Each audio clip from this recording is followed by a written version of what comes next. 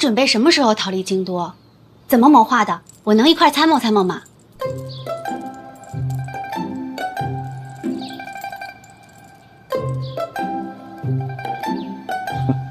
你帮我参谋逃婚？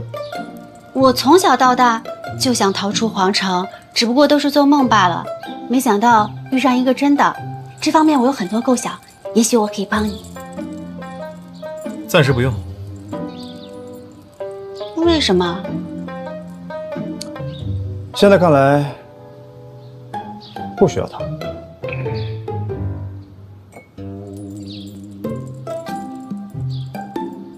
那你若是想逃，告诉我一声。好，保证第一个跟你说。你若不愿私婚的话，也可以考虑看看逃去边境，那里山高水远，无拘无束。我逃不了，叶家满门都在京都，全家走也不是不行啊。不太可能。叶家世受皇恩，皆有军职，怎么可能逃到边境？那听着都像造反。不去边境也可以去儋州。我刚来京都那会儿，天天想逃回儋州。你也想逃？若不是我遇到的是婉儿，我早就逃了。为了婚事，你敢抗旨？后半生比圣旨重要。也对，别人不敢说，但小范大人是哪哪都敢去。别说当年，就是现在，要是真心想走，北齐也不在话下。毕竟交友广泛。小范大人在北齐的传闻，其实都不是真的，尤其是多情二字。殿下，咱们这儿没人提这二字啊。可是传闻很多啊，你和朵朵谁不知道？全天下都认为你小范大人和我北齐圣女海棠朵朵心有灵犀，情根深重，相见恨晚。修辞可以不用这么多。这些传闻，郡主都听过吧？早就听过了。所以这次前来拜访，就是为了辟谣，小范大人与朵朵绝无私情。传闻是假的，不能说假，那些事情倒是都有。都有是吧？是，什么殿上诉衷情、寿宴双飞舞啊，都是真的。真的是吧？哦，但是这些都是逢场作戏。小范大人与朵朵只是性情相投，有些默契而已，其他情愫绝对没有。有些默契。是吧？殿下啊，你说你马呢？不是，我是说你的战马呢？在门口啊。我能去看看吗？那你去呗。那你能带我去吗？哦，好吧，那我陪他去看一下。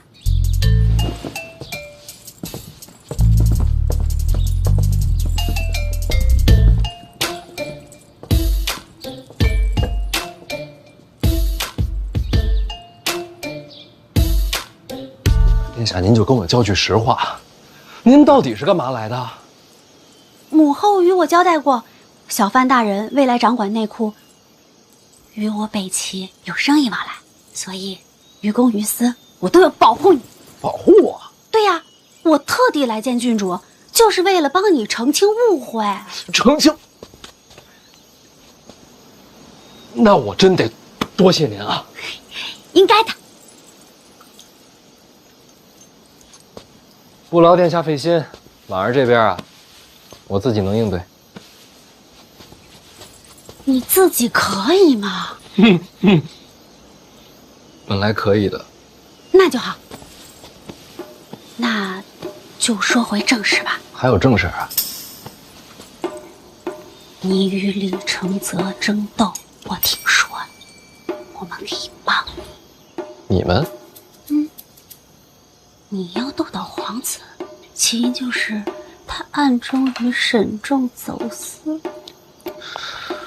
证据不足，只能转为惩贪。证据可以有，我可以飞鸽传书回北齐，他们暗中勾结的证据，你要多少，我给你多少，保证让他百口莫辩。已经飞鸽了，还未，看你选择时机。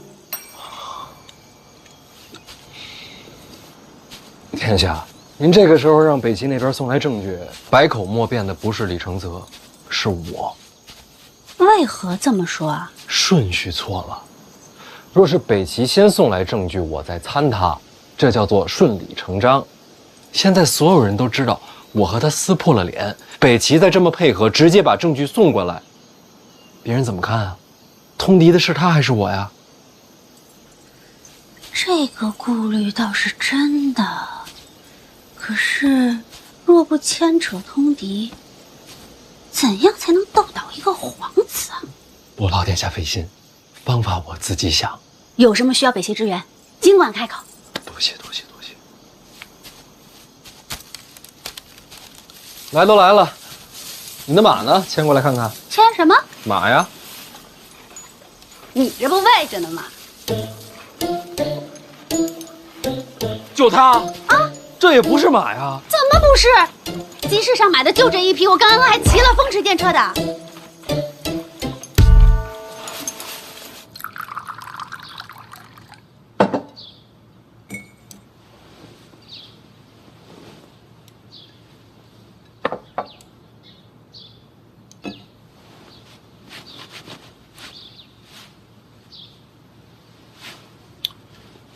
我觉着啊，范闲留在北齐，可能真是为求保命，才会故布女真。婉儿，你放心，如果他真跟那个什么圣女有关系，我替你揍他。多谢大表哥。我刚才就想问，在京都集市上能买到战马吗？怎么可能啊？集市买战马，马贩子不要脑袋了。那你们买了个什么？骡子。骡子？他也不能风驰电掣呀，这都拉货的。那他怎么说是战马？他一直说什么大齐皇室有债必还，你一定要赔我马。我想着也不能扫了人的兴致。他怎么会跟你去买马？赔马呀，刚才不是说了吗？不，我意思是他护卫呢？有我在，要什么护卫？你护卫呢？我沙上城回来的，京都闲逛要护卫。你一个人去约他，他就单独跟你出来了？因为要赔马呀，有什么问题？没有，特别好，真的。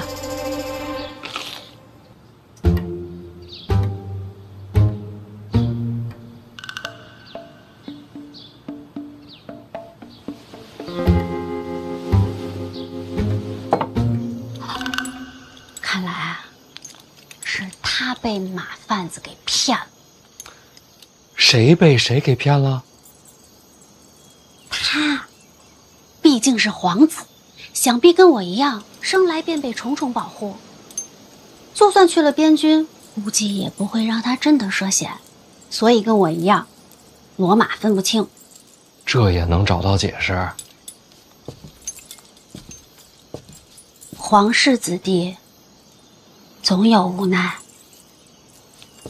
你别告诉他，不然他多尴尬。如果范闲没说穿，你们啊也别拆穿真相，没必要让他难堪。唉，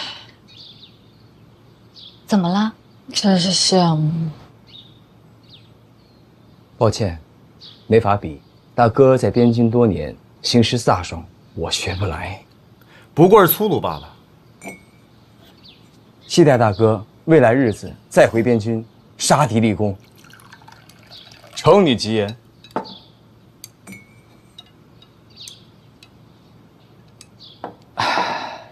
不过呀，这未来要是大庆与北齐战事再起，不光要依靠大哥武艺，也要仰仗我们小范大人了。不说圣女，就连大公主对小范大人都是另眼所看，可见啊，此次出行收获匪浅。二表哥今日能来看我，我很高兴。我也知道，二表哥今日并非真是为了看我。你想多了。我知道，近日朝堂起风波，我也知道，范闲与二表哥互有争锋。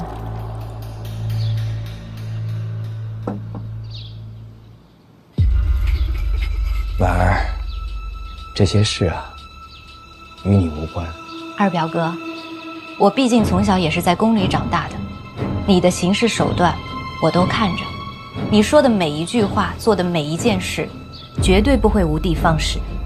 今日你来，话是说了很多，其实也就4个字：釜底抽薪。哦，怎么说？陛下旨意，与我成婚者，接手内库财权。今日二表哥话里话外，抱月楼也好，北齐传闻也罢，无非就是让我心生芥蒂，毁去婚约。范闲没了财权，自然无法再与二表哥争斗。二表哥，这才是你真正的目的。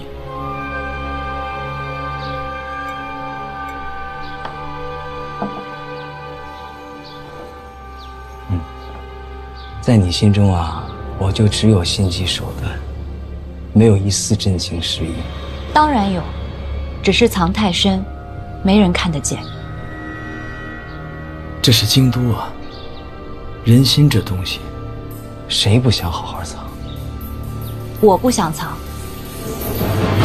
二表哥，今天我就告诉你，林婉儿和范闲的婚约绝不会变。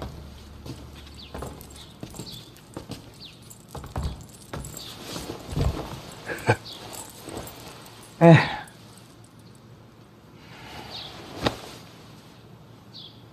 话都说到这份上了，我还能说什么呀？只能说啊，我今天就不该来。二表哥随时都可以来，只是不用带太多的心思。这位叶女侠，今天还杀我吗？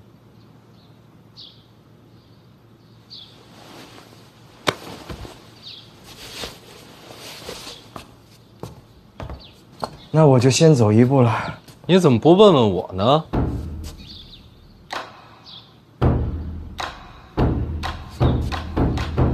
怎么，小范大人要亲自动手啊？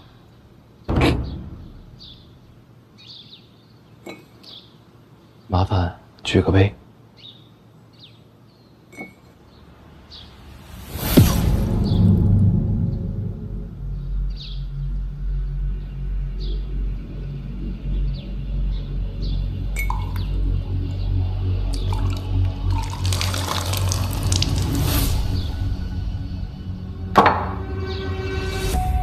你在酒里下毒？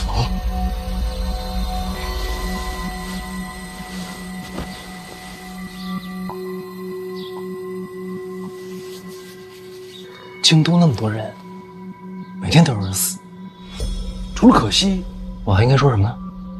你还想让我说什么？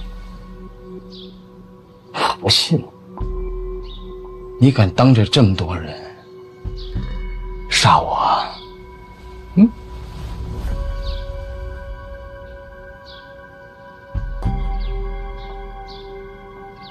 什么毒啊？什么毒啊？解药在哪儿呢？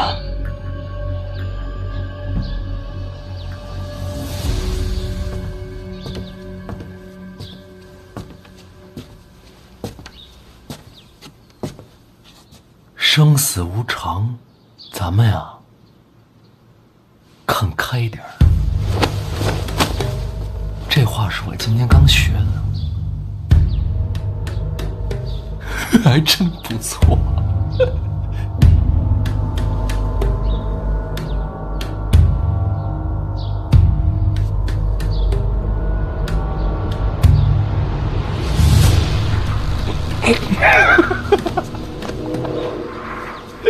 殿下，跟你开个玩笑，怎么当真了？来，拿着。这又是什么呀？我说这是解药，你敢信吗？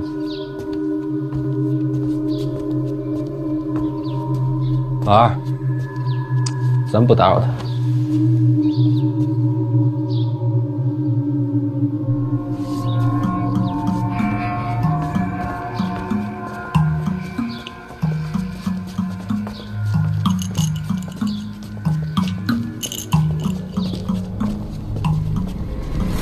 精彩，这顿饭没白来，那我也先不打扰了。我送你。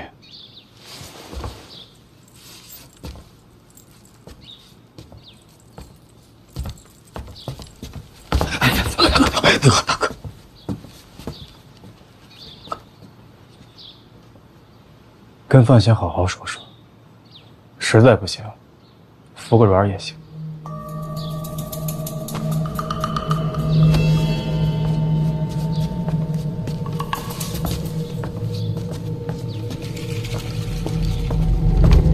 这才是毒药。什么？你说什么？这是毒药？你怎么知道的？范闲亲口说的。所以说刚才酒里没有毒，这个是毒，是吗？啊？你说呀！我也不知道啊。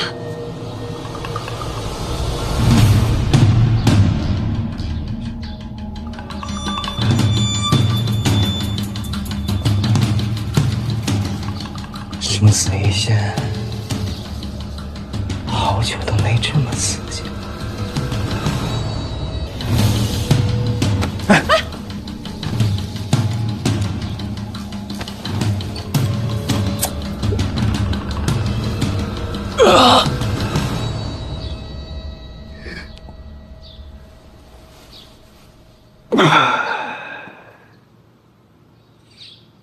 叶姑娘，这会儿有事儿吗？没其他事儿。那就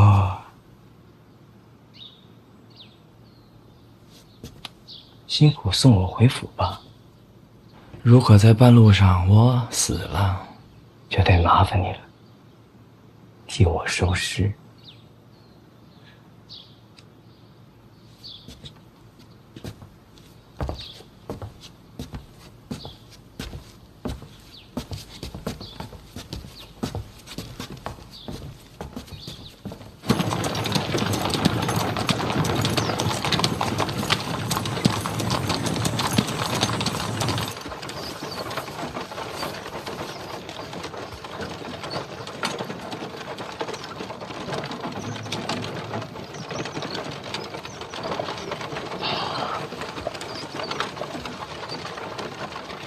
老王啊，刚才门口仲子伟跟你说什么了？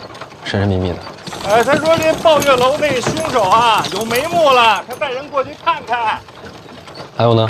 还有就是陈院长关心您的伤势，让您呢去一趟他的住处。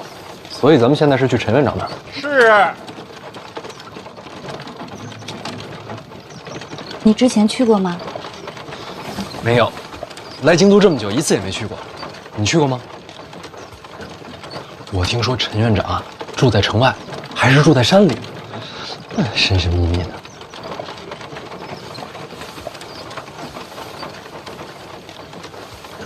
婉儿，你刚才在李承泽面前说那些话，我很感动。这次北齐之行其实特别危险，沈仲不好对付。我跟他多次勾心斗角，在生死之间，我是反复横跳，也就是我命大，这才活着回来。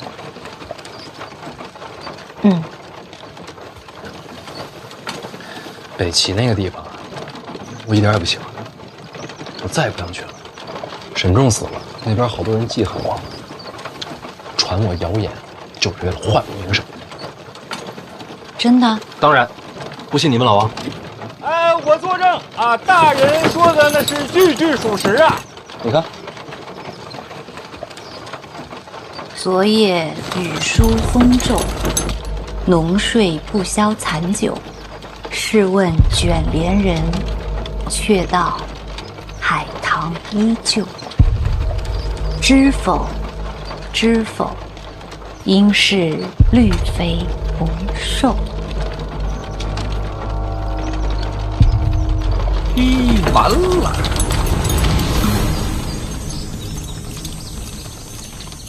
真是好词啊！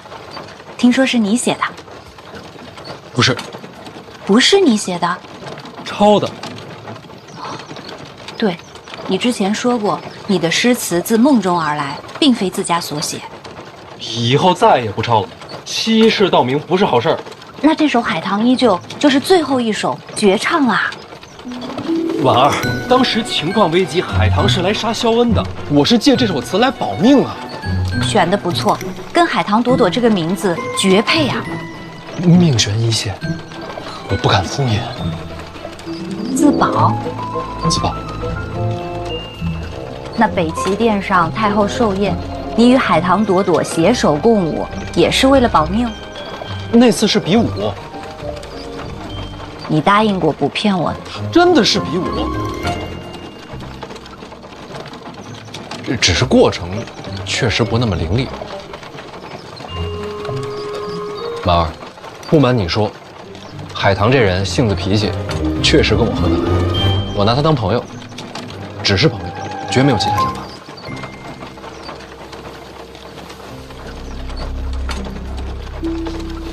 千真万确，绝不骗你。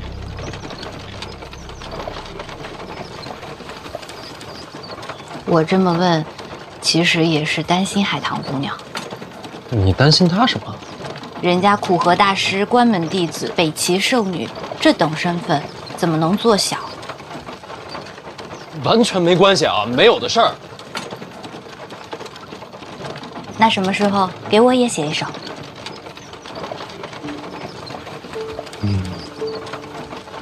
这个有点难。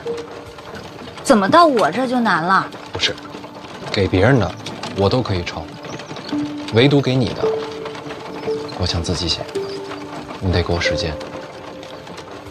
要等多久？最好是一辈子。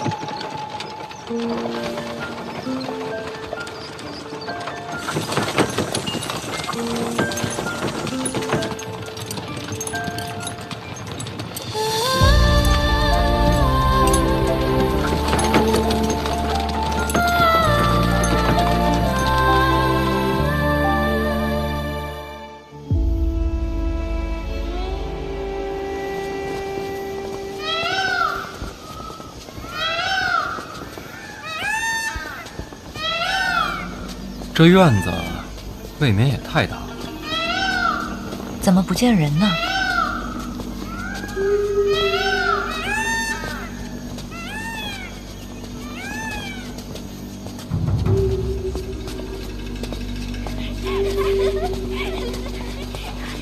快点儿！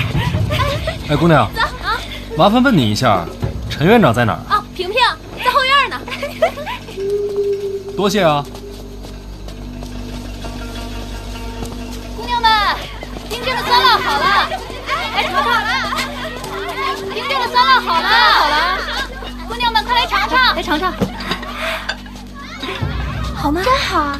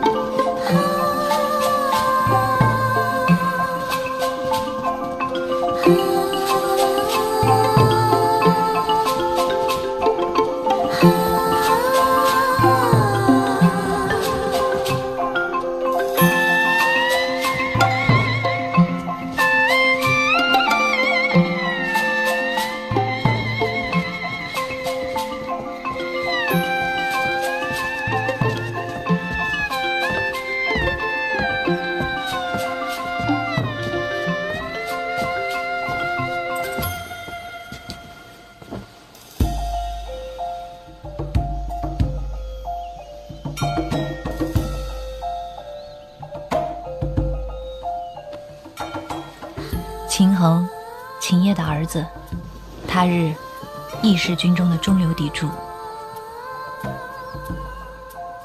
你觉得要修这么大一个院子，得花多少银子？没人会这么问。就因为陈萍萍这3个字。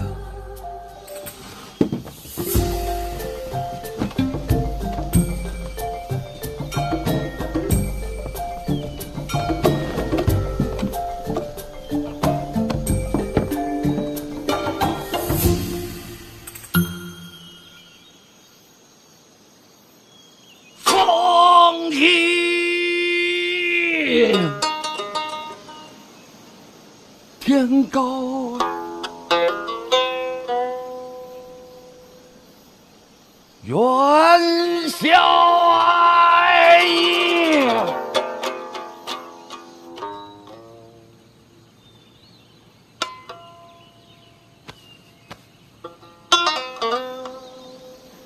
竹青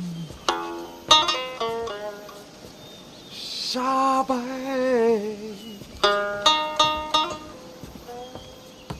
鸟飞回。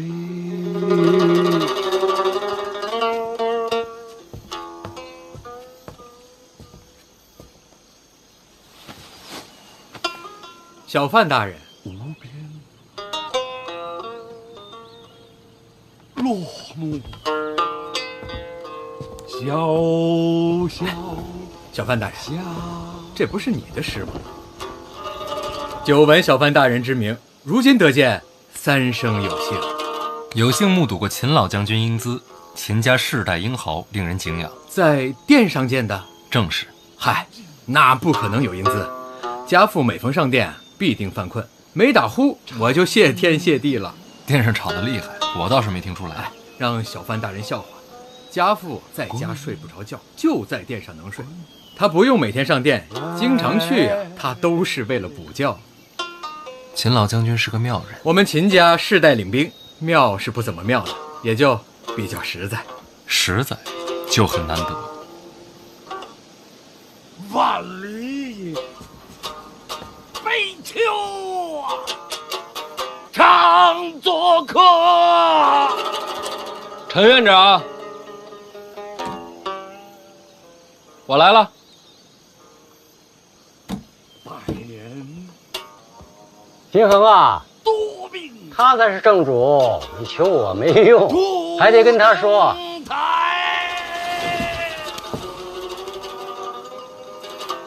婉儿，哎，半霜。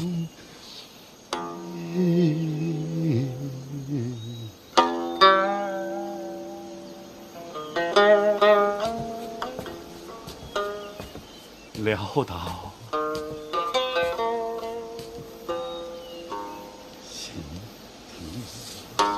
田某是来求饶的。秦将军这话是什么意思啊？自从小范大人上殿之后，督察院群情激愤，全力查探。当然了，此乃国家之幸事，秦家10000可赞成。煮酒杯，煮酒杯。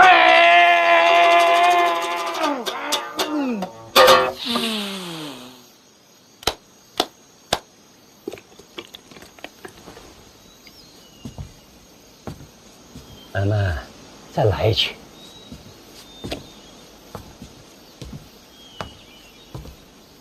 这怎么还走了？没心情了。这还得看他心情。月由心生，不必强求。婉儿，这是第一次来陈园吗？一直想来，只是往年身体抱恙，无法出门。第一次登门，做长辈的应该有所表示。喂啊，喂，啊。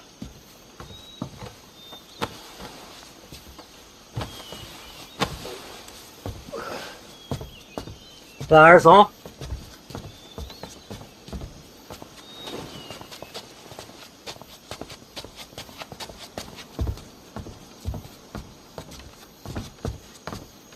你们两个慢慢谈吧。姑娘们，散了吧。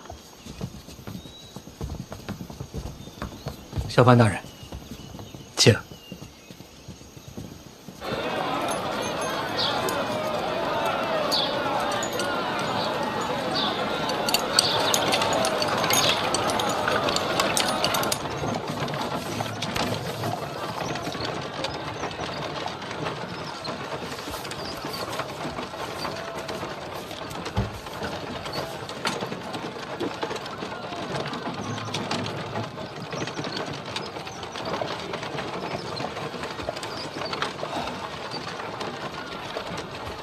到现在还没有死啊！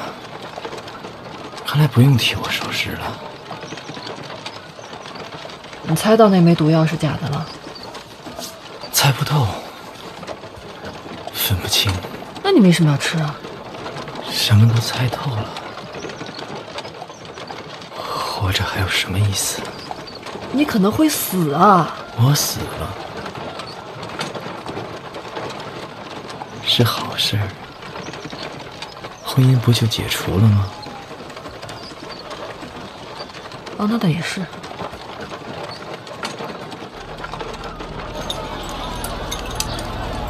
范闲说的是不是真的？哪一句？抱月楼命案是不是与你相关？我现在说不是，你未必相信。等凶犯落网吧。可凶犯始终下落不明。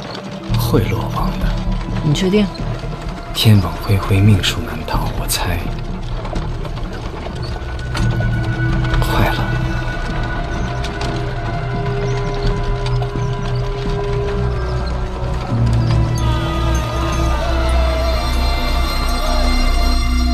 秦将军方才所说是什么意思啊？不瞒小范大人，我们秦家脑子简单，只会打仗，其他那些弯弯绕绕都不太懂。可京都这地方水又太深，我们搞不清楚怎么办呢？只能到处求人，哪儿都打招呼。林相、太子，一个都不敢得罪。也包括二殿下。要不跟小范大人说话爽快。是啊，二殿下这逢年过节该送礼送礼，该登门登门。小范大人，这理解吧？理解，都不能得罪。哎，就这意思。哎，不过我澄清一下，秦家绝对没有投效皇子麾下，走个过场。咱们这些带兵的只能效忠于陛下，不然那不是找死吗？秦将军说的够透彻了，跟二殿下有来往，但不是同路人。就这意思。还请小范大人为国除奸的时候，多留意一些。是吃了空饷？哎，绝无此事。秦某以性命担保，绝不可能。那秦将军就不必向我解释啊，主要是怕误伤，说清楚就好。查贪是督察院的差事，为什么找我求情？哎，归根结底，那不还都是小范大人的手段吗？秦将军是觉得，只要跟二殿下有来往的，我都不会放过。赶尽杀绝嘛！我查贪是为国正法，秦将军，这不是党争啊！当然了，当然了，咱们不能那么叫。家父啊，一直夸奖小范大人出使北齐，插旗扬威。咱们这些当兵的，还是更欣赏这般做派。秦将军，只要秦家没有贪腐，就绝不会有事。秦家欠小范大人一个人情。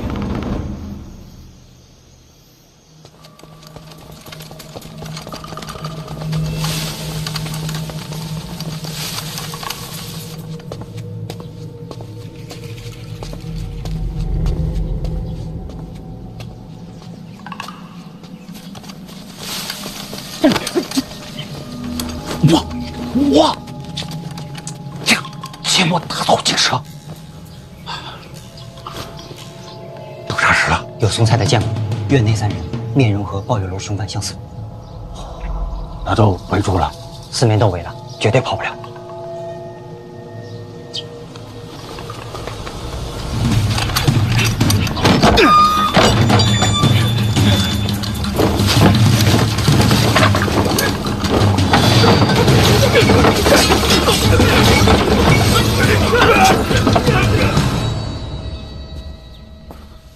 老二，我来吧。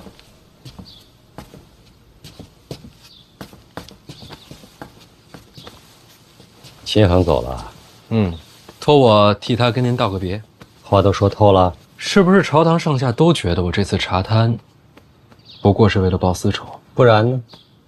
你是想告诉他们你是为了国法，或者是为了正义？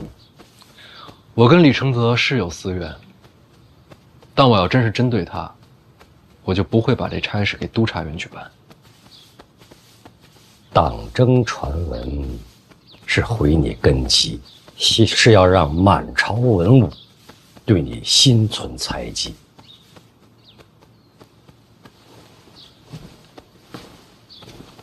所以我怎么解释都没用了。说什么都不重要，看你怎么做。那我到底要做什么，才能让他们相信我是真心查探，不是针对李承泽？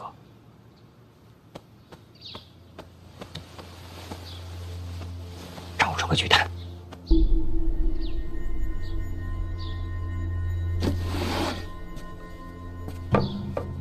陈院长送的见面礼，各种珠宝，价值不菲。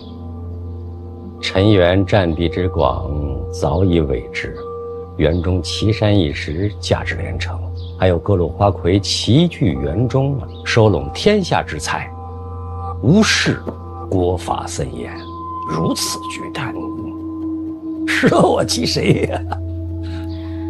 陈院长，不用解释，下次上殿直接参我。从今以后，不会有任何人再说你有私怨。那您自己怎么收场啊？做你喜欢做的事，天大的麻烦，我扛着。院长，先别感动，先看看这一处刚刚送来的抱月楼命案的凶犯，邓子月抓到了。太好了，那这样一来，抱月楼的案子就有结果了。院长要不要去审案？巨贪就别插手了。你是提司，也是一处主办，理应由你全权负责。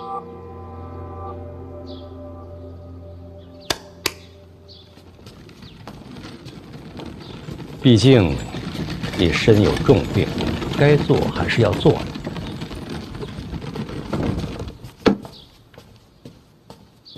还挺精细，要不这个给你，你这把旧的给我。我这把不外接。怎么？里边藏了宝贝？有可能吧？切，你先试试。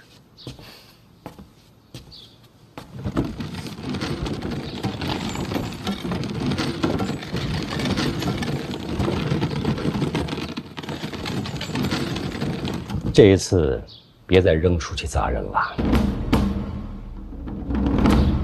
看什么呀？你跟他这关系，他那里，我必须要放人守着。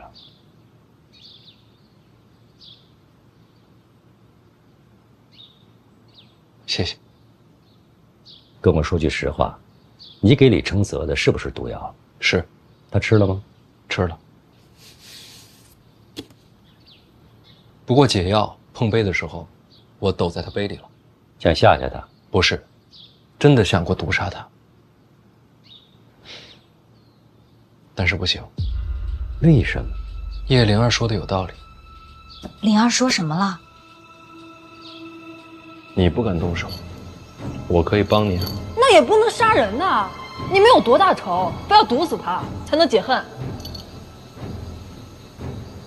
李承泽这个人，总是视人命如草芥，因为他自诩高贵，高高在上，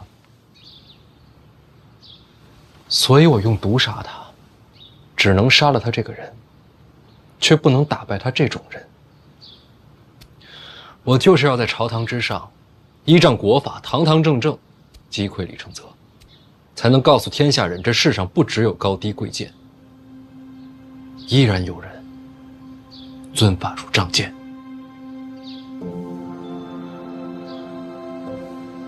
尊法如仗剑。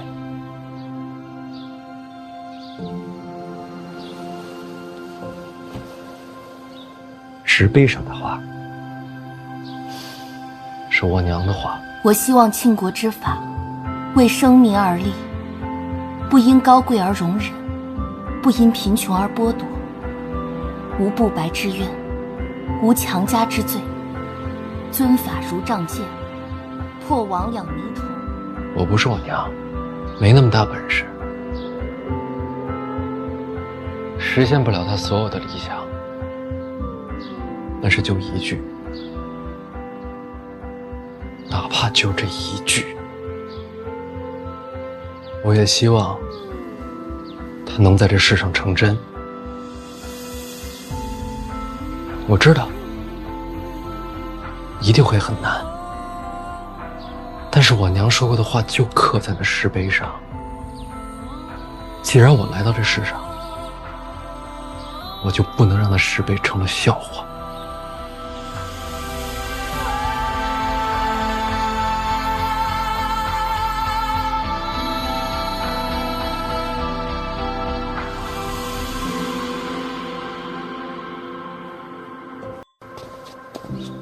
老豆，老豆，李月，李月，你怎么在这儿待着呢？大人，属下办事不力。那也不用跪啊。不，大人是腿麻了。那是怎么了？凶犯死了？没有，跑了？也没有，3名凶徒，一个没了。那怎么就办事不力了？属下着急了，您没回来之前，我带人先把他们都给审了。没审出来？是没审好。不肯招？招？倒是招了。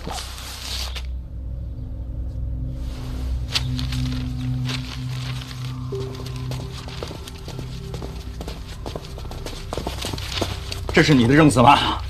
啊，你招的？你这是你的证词吗？你，给我想清楚了啊！到底是谁指使着你们？小范大人，是我们对不住您，没跑成。睁眼说瞎话是不是？哎，走啊！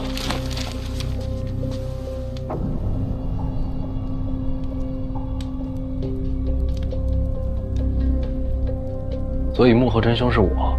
我们也想瞒着，可实在是经不住严刑拷打，还望小范大人见谅。严刑拷打了？没有，根本没动手。他们自己主动全都招了。回大人，我们怕疼。好理由，有想法。大人，这是栽赃陷害，不能这么说啊！供词我也看了，条理清晰，动机明确。你别说，我自个儿看了都觉得我是凶手。范大人，我觉得还是得用刑，刚才根本就没用刑，真打他们就招了。来，刚才都没动啊，用刑没用。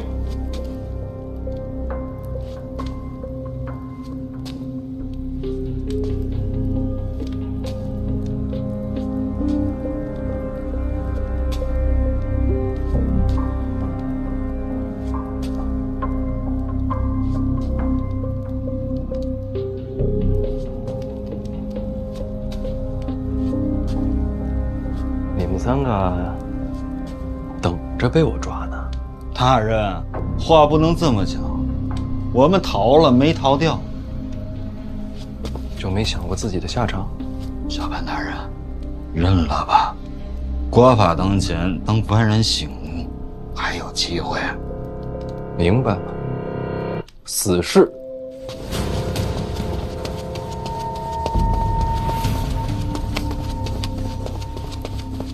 提司大人何在？提司大人何在？提司大人，提司大人，京都府来人要提凶犯，不能放！我现在就把真相问出来，我现在人给出去。大人，京都杀人本来就应该京都复审，我们一处没理由留人。可是这样的口供如果被京都府坐实了，您就百口莫辩了。要不然这样，就说抓他们的时候他们负隅顽抗，然后生处不是，我现在就灭口。人死在医处，同样百口莫辩。那也好过被栽赃陷害吧？对呀，大人。人给他们，做人跟做官一样，要守规矩。放人。做大事不拘小节。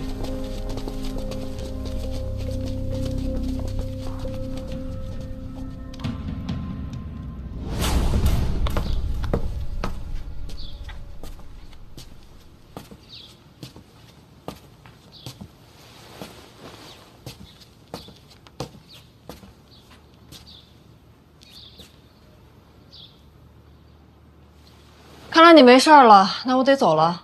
别着急，万一是慢性毒呢？再等等。就算毒发，你都在自己府里了，有的是人给你收拾。你们做女侠的，是不是应该有始有终啊？我总不能一直等在这儿，直到看见你死吧？那也不是不行。殿下，抱月楼凶犯落网了。真的？抓着了？谁抓的？监察院一处。范闲手下抓的。哎呦，不愧是监察院。京都府已经上门提人。京都府？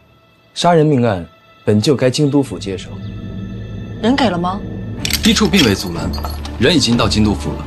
京都府尹对此案极为重视，立即升堂，正在审理。用了大刑，3人数度昏死，可始终不肯招出这幕后指使之人。虽是杀人重罪，倒也是忠心耿耿。确实忠心耿耿。我诏，是监察院提司范闲范大人下令杀人，小人句句属实，绝不敢匡瞒。爹，小奸贤来了！爹，小奸贤来了！爹，小奸贤来了！上来吧。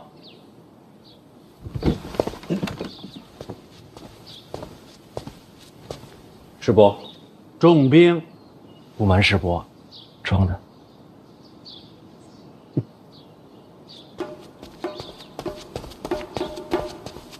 小贤贤，你的病好了。别告诉别人啊。谁问我，我都说你的病还没好。大宝令，大宝，哎，爹，自己去玩去吧。爹，那你一会儿千万不要忘了把大宝一定要带到书房里面去，千万不要让别的大家伙欺负他呀。好。小贤贤，我等你。大宝，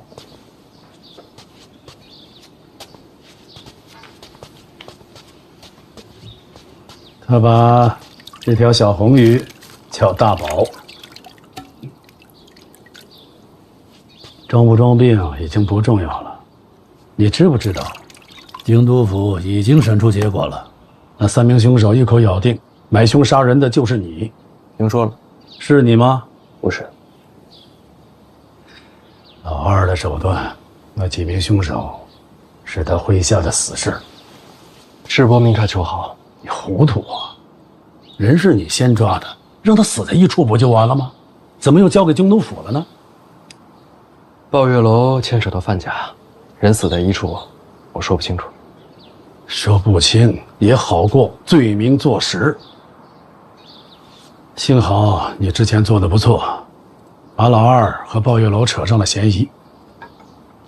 梅之礼卸任以后，如今的京都府尹和老二走得很近，我们只能从这点上做文章。就说京都府是为了二皇子屈打成招。京都府如今与我走得近，如若京都府尹擅作主张，屈打成招，那岂不是要把范闲害了？对啊，有可能啊。所以说，为求一个胸怀坦荡、光明正大，速把人送去刑部。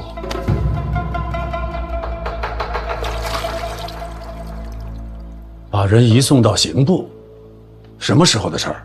就来师伯这儿之前刚收到的消息。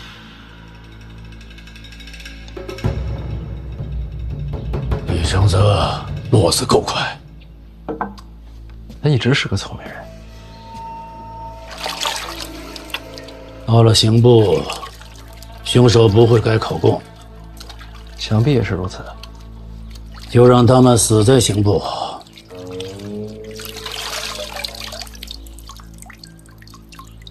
还是不行，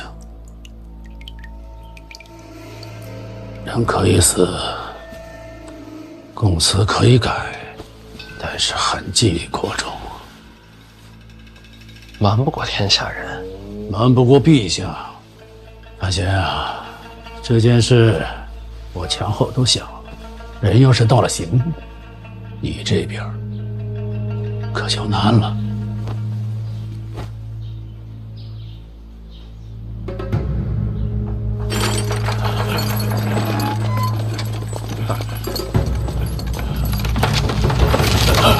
大哥，不对，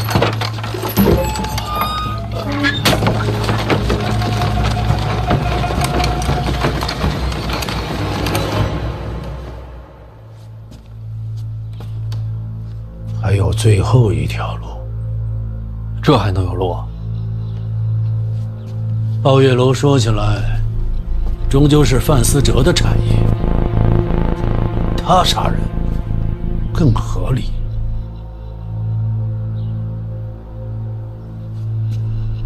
您这是要我把罪名推到范思哲身上？想保住你，总要交出去一个。范思哲可是我弟弟。壁虎断尾，壮士几万，心狠手辣，好过折戟沉沙。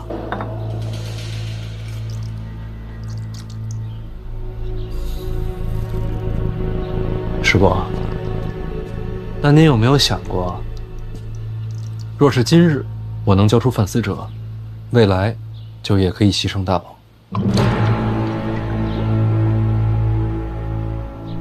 这样的范闲，您愿意见到吗？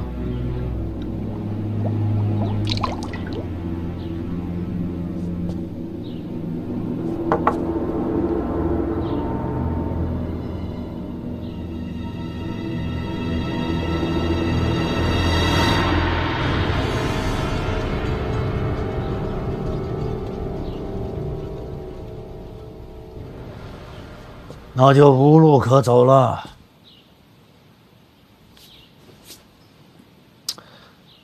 其实还是有的。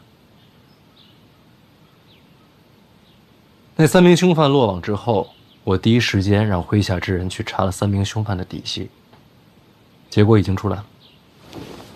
大人，经监察院密档查证，此3人皆有命案在身，可以说是血债累累。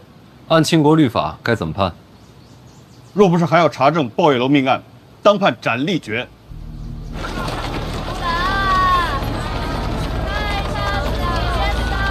那囚笼里压的是谁啊？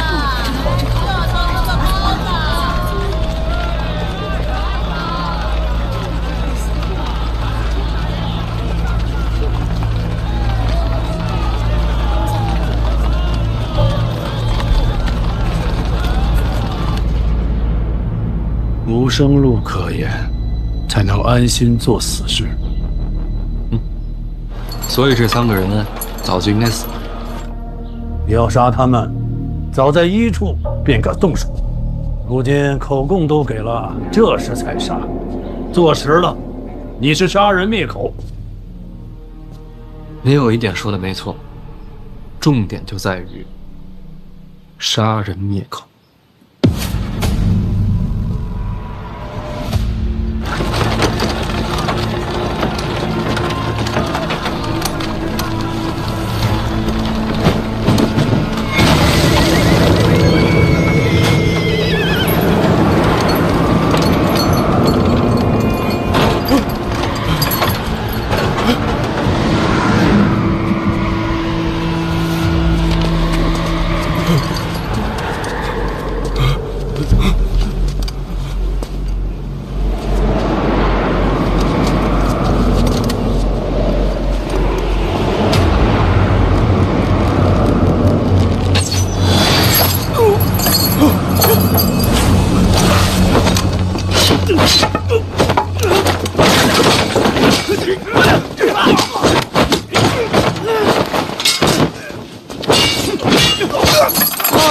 杀人了！放我出去！放我出去！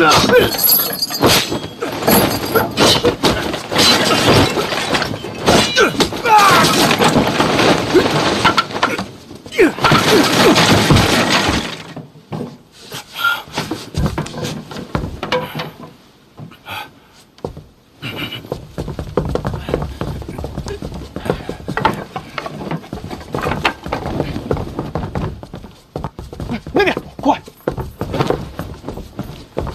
发现一个，把他看住了，绑上。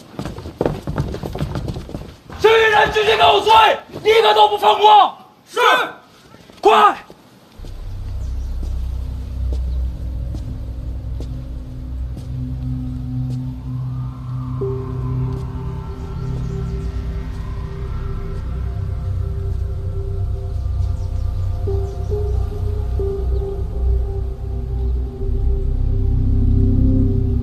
怎么了？殿下，京都府大门外有刺客出手，将3名凶犯当场击杀。这么刺激，都死了吗？都死了。谁杀的他们？那要看是他们把谁供出来了。范闲？不会吧？我刚还说他是被冤枉的。难道真是范闲？刺客抓了吗？逃了大半。那就是说有人被抓，抓了1个。这么不小心啊！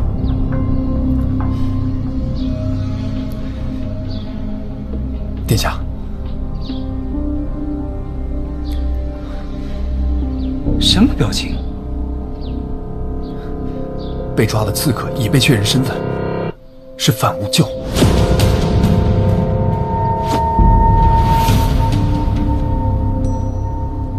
这人我认识，这不是二皇子门下刀客吗？二皇子，这么看来，杀人灭口的不是范闲。范无咎是我门客，可他此刻没在京都，这事儿跟我没关。不在京都，人都被抓了。我为什么要灭口？供词里买凶的是范闲。因为早有传闻，宝月楼的背后可能是李承泽的手笔，所以京都府都站在老二这边。之前的供词都是假的，如今人要送到刑部，就可能会翻供。于是李承泽就杀人灭口，前后因果都说得通了。之前的供词都是假的，如今人要送到刑部，就可能会翻供。于是李承泽就杀人灭口，前后因果都说得通了。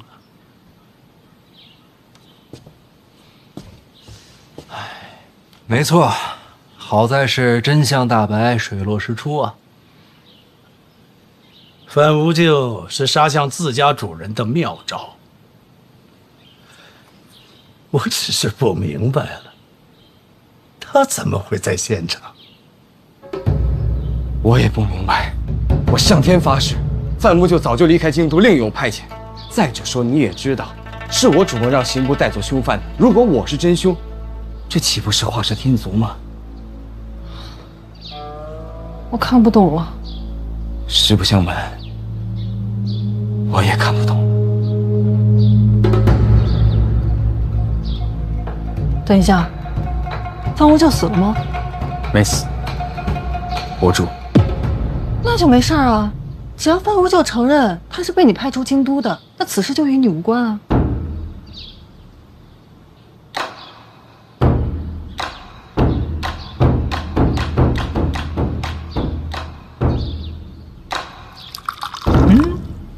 他不能说呀。老二派他对范思哲下手，这种事情怎么能够公之于众呢？更何况，与范思哲同行的还有监察院的成员，对监察院出手等同于叛国谋逆。我要是范无咎了，我也只能闭口不谈了。毕竟对他来说，杀个凶犯总好过谋逆吧。范思哲是你送走的？是。在送他离开的时候，就在为今天做准备？那不至于，我也不能未卜先知吧。我当时就是想着，范思哲既然被卷入了抱月楼一事，老二就不会让他轻松离开。对于他的安危，我多算了一步。以范无咎的刀法，一般九品都未必能留住。确实如此，谁能擒他？那自然不是一般的九品了。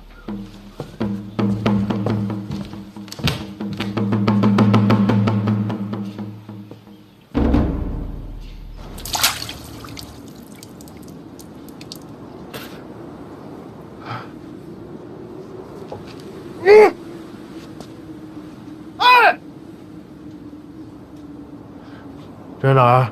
京都府前，杀人灭口事情都做了，装傻有意思吗？